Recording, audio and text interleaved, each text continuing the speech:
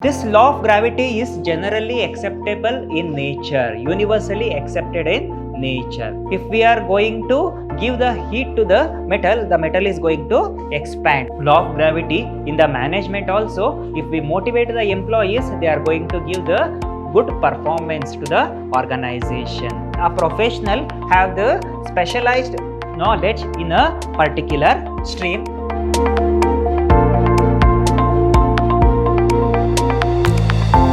Hello everybody, a warm welcome to one and all.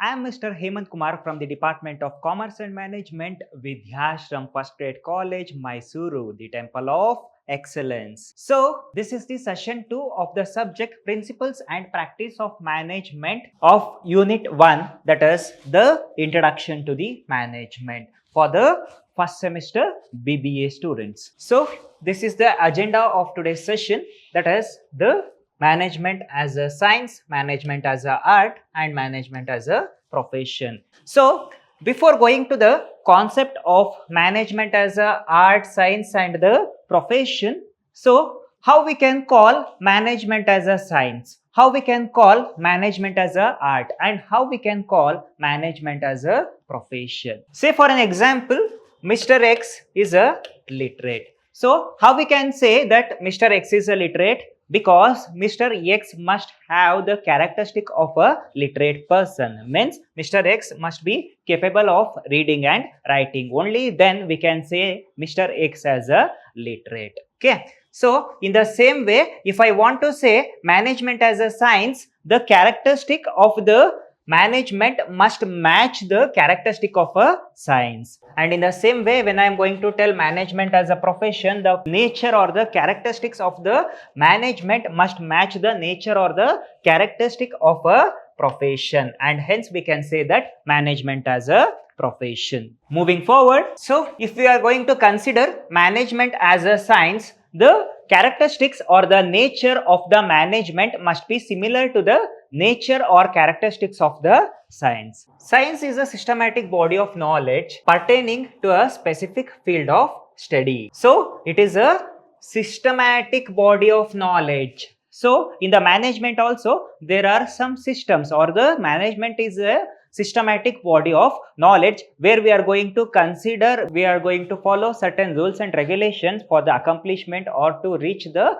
goals of the organization. Knowledge pertaining to the specific field of study that contains the general factors which explain a phenomena. So, science consists of the general factors which explain the phenomena. So, the best example is the law of gravity. So, this law of gravity is generally acceptable in nature, universally accepted in nature. This law of gravity is applicable throughout the world. And when it come in terms of science, it is the law of gravity. When it come in terms of the management, that is the motivation of the employees. How the motivation of the employees can become the generally accepted principle. So, if we motivate the employee towards the work, he will give more production. So, hence we can say that motivation is also a generally accepted principle. It established the cause and effect relationship. So, science established the cause and effect relationship between two or more variable. The best example is, if we heat the iron get expanded. If we heat the metal get expanded. So, here the cause is we are going to heat the metal. The effect is the expansion of the metal. So, if we are going to give the cause, the iron get expanded. That is nothing but the cause and effect relationship. There is a relationship between the cause and effect between two or more variables and underlines the principles governed by the relationship. There is a principle that is governed by the relationship. When we heat the metal, it get expanded. There is a principle behind that. In the management also, if we give the proper training to the employees, they can work much effectively and efficiently. What is the cause? The proper training program that is required to the employees, what will be the effect? They can work efficiently and effectively. So this cause and effect relationship work in both management and science. Principles are developed through the scientific method of observation and verification through the testings. As we know, whatever the things that we are going to adopt in science and technology, we are going through the experimentation. On the basis of the experimentation only that we are going to adopt the things. In terms of management also, whatever the new thing that we have to adopt for the management, it is based on the experimentation. Only after conducting the experimentation only we can adopt the certain things into the management. Best example is, we already know that the earth revolves around the sun. So it is how we come to know that the earth is going to revolve around the sun? Because due to the observation we come to know that the earth is going to revolve around the sun. In the management also, we are going to observe many things in the organization, and based on that observation we are going to take the further steps for the success of the organization. Moving forward, here there are some principles of a management as a science. So here these principles must meet the features of both the characteristics of a management and also the characteristics of a science. So let us go through the features. Universally accepted principles. So as we know, the principles of the science is universally accepted. The best example is the law of gravity. So whenever we throw anything from the earth, it come back to the earth just because of the law of gravity. So it is universally accepted in nature. It is accepted throughout the world. Wherever we throw anything from the earth, it come back to the earth. Hence it does not go to the sky. So that is the law of gravity. In the management also, if we motivate the employees, they are going to give the good performance to the organization. So there are lots of ways, there are many ways to motivate the employees of the organization. So if we give motivation, they are going to give us the production. So motivation leads to the productivity. The next one is the experimentation and observation. So whatever the things that we are going to adopt scientifically, so it is based on the experimentation. Without experimentation, the science is not at all going to accept anything. In the management also, all the things that is going to happen is based on the experimentation. So based on the experimentation only, we are going to adopt the things in the management, whether it is norms, rules and regulations, or the procedure, or the process, or the code of conduct. Each and everything is based on the experimentation in the management. So cause and effect relationship, as we had studied the cause and effect relationship. So if we are going to give the heat to the metal is going to expand. What is the cause? The heat is the cause, and in the same way, what will be the effect? The expansion of the metal will be the effect in terms of science. In terms of management, what happens? If we give the appreciation to the employees, if we give the incentives to the employees, if we give the attractive remuneration to the employees show their loyalty towards the organization by working effectively and efficiently. So if we appraise them, if we give them the attractive salary, or if we give them the incentives, definitely the employees get motivated, and hence this motivation leads to work effectively and efficiently, and also it is a kind of a income to the organization, and hence it is a kind of a income to the organization. Moving forward,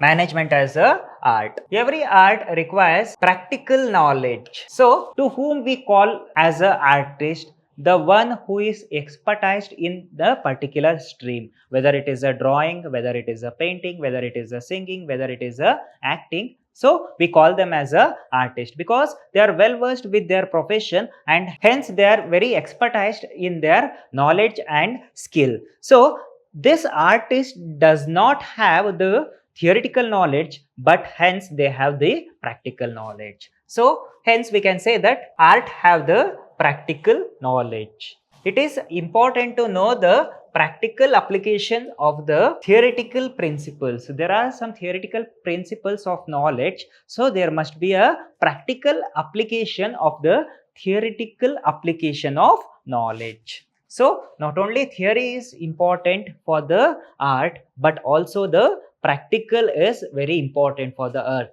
In the management also, the theoretical knowledge is not at all enough for the manager to manage. Hence, the practical knowledge is also required for the managers to manage the things, manage the activities, and also to manage all the resources of the organization. So, the manager must have the theoretical principles and also the practical applications. With both theoretical principles and the practical application, he can manage all the activities and the resources. Simply obtaining a degree is not enough. Simply obtaining a degree is not enough. Managers should also know how to apply the various principles in the real situation in his capacity as a manager.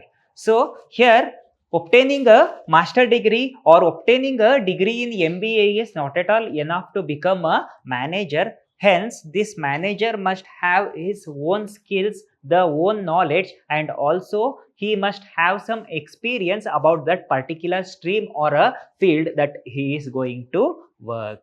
So, hence we can say that this qualification is not at all enough, and also the skills and the knowledge about the particular stream is required. Do the work effectively and efficiently.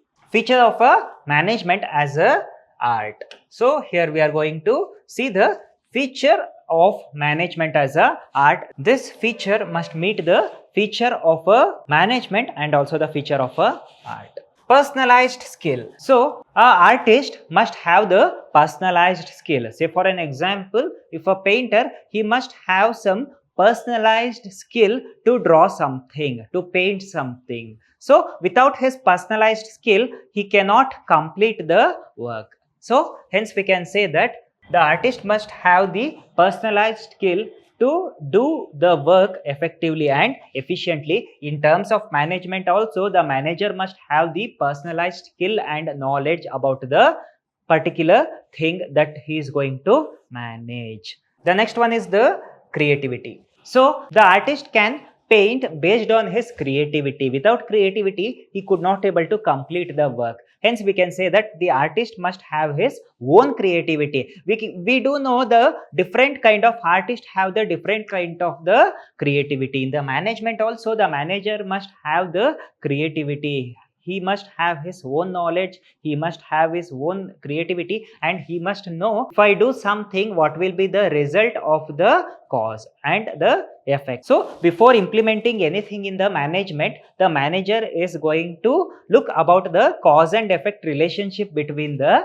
things. Hence, the manager must have the creativity in the organization. Management is a goal-oriented process. If an artist is going to draw something, the artist is going to paint something, means there must be goal to the artist. Means the goal is of the artist is to complete that painting effectively and efficiently. So, in the same way, in the management also is a goal-oriented process. Each and every management have its own goal. Okay. So, the manager work towards the goal effectively and efficiently for the accomplishment of the goals of the organization. Moving forward, management as a profession. So, to whom we call as a professionals, the one who are expertised in a particular stream or who are expertised in a particular stream of knowledge, whether it is a lecturer, whether it is a scientist, whether it is a doctor. So, all this category of people, whether it is an actor, singer,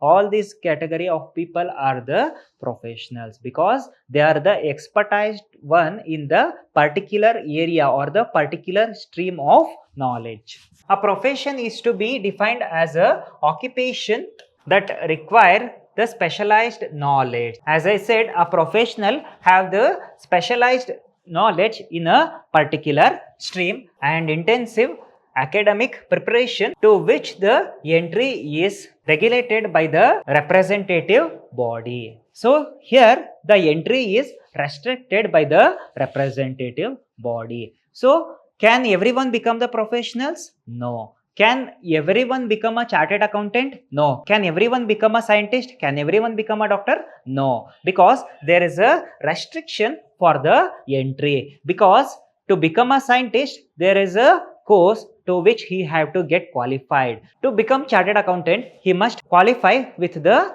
exam conducted by the ICAI, that is Institute of Chartered Accountant of India. Here the entry is restricted. Moving forward, features of a profession. So here in the profession, specialized knowledge. So the professional can work on the basis of his specialized knowledge. In terms of management also, the manager can work on the basis of his specialized skills and knowledge, based on his skills and knowledge. The next one is the professional association. So this profession is a professional association. So how the profession can be the professional association? Because it is completely made by the professionals, by the expertised people. Hence we can say that profession as a professional association. In the same way, the management is also a professional association. Who are all the managers of the organization? They are professionally capable of controlling or managing the things and the activities in the organization. The next one is the restriction to the entry. As I know, he or she must have the minimum qualification or minimum criteria to become a professional. In the management also, there is a restriction for the entry. Each and everyone, there is some education qualification to join the organization, and based on their qualification that they are going to give the workload and the stream of the work. And code of conduct. As we know, each and every organization have its own code of conduct, and in the professionalism also, there are some rules and regulation norms that the code of conduct must be followed regularly. Moving forward, in the next session, we are going to the concept of the evolution of the management thought. Under the evolution of the management thought, we are going through the three theories of management. The first one is the classical theories of management. Second one is the neoclassical theories of management. The third one is the modern theories of management. In the next session, we are going through only the classical theories of management. Under the classical theories of management, there are three theories. The first one is the scientific management theory given by the F.W. Taylor. The second one is the administrative management theory given by the Henry Fayol. The third one is the bureaucratic management theory given by the Max Weber. Thank you.